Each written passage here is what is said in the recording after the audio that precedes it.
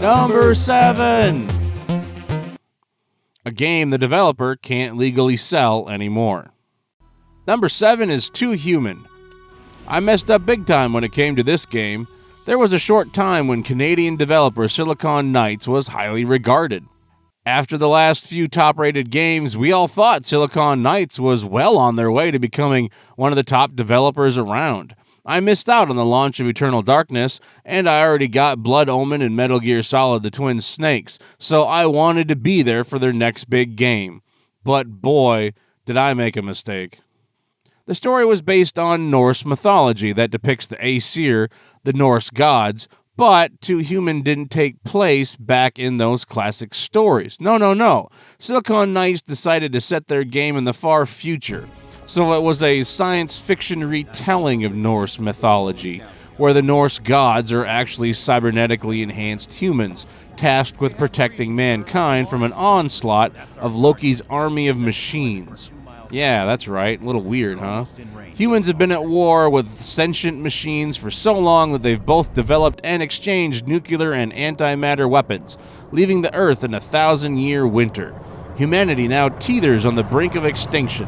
Earth's population is only a few million, sheltered in the walled region of Midgard. The humans pray to the Aesir and faithfully worship the Great Organically Distributed Intelligence Network, or Odin for short. You might think, so what's wrong, Stryker? Well, creating a futuristic version of an established historical mythology is risky if it's not done well. Hell has dissolved the pact of the fall. Spillage, go the fuck away. I'm trying to record footage. Who the fuck signs into their Xbox 360 nowadays? I mean, besides me. Well, what do I think about it now? Honestly, it's really not that bad of a setup. Sure, when you first hear about it, you might roll your eyes at the sheer absurdity of everything, because it sounds weird. But the idea of this world that they've created kinda holds up today. The voice acting is pretty solid for the most part, aside from an odd character or two later on. The main character does a good job, and dialogue itself is a little stoic in places, but it seems to be well written for the most part. It's a good day to die. You always say that. It always is. So what gives? Why is this game on the list? Well, a big part of that is the combat itself.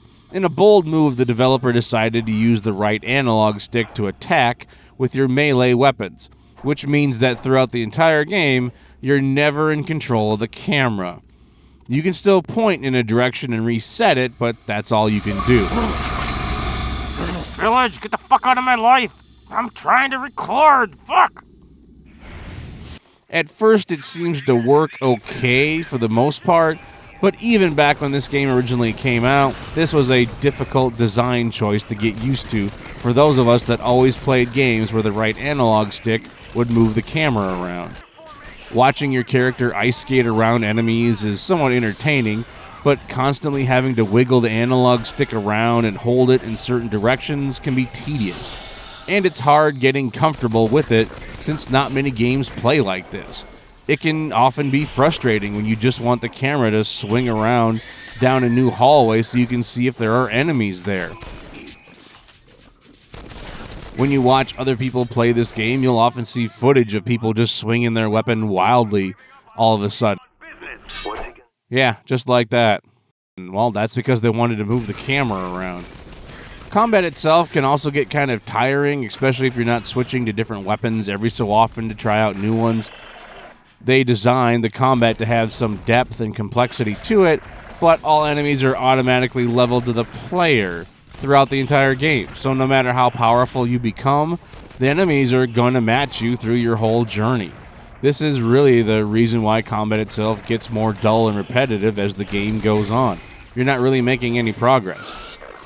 The opening few levels are more grandiose and have more visual flair to them, But as you progress, you're going to be doing more fighting through small rooms that look identical as you fight enemies that are also mostly identical.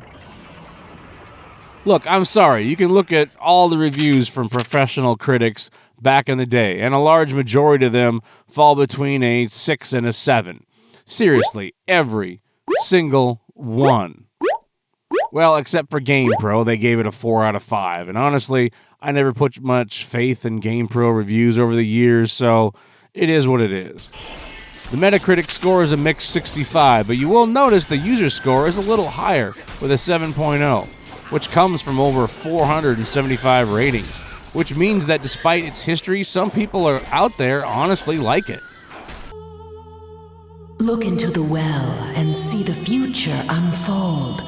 Tales of glory and sacrifice wait to be discovered. Yeah, sorry, lady. It's kind of hard to take you seriously when you have a character name of Cum Dumpster underneath you. Yeah, I know, I'm the one that did that, but still. For a game that reportedly cost us around the same as Metal Gear Solid 4, Halo 3, and LA Noire, which is about $50 million US or more, you really expect more. It's still free on the Microsoft Store, so you can play the game for yourself and it won't cost you anything, but for me, I really want that $60 back. I've seen children fight harder.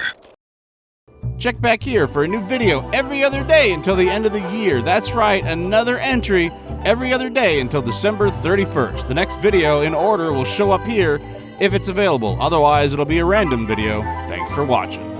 You can even check out the entire playlist at the bottom right of the screen. Well, all the videos that have been released up to this point, anyway.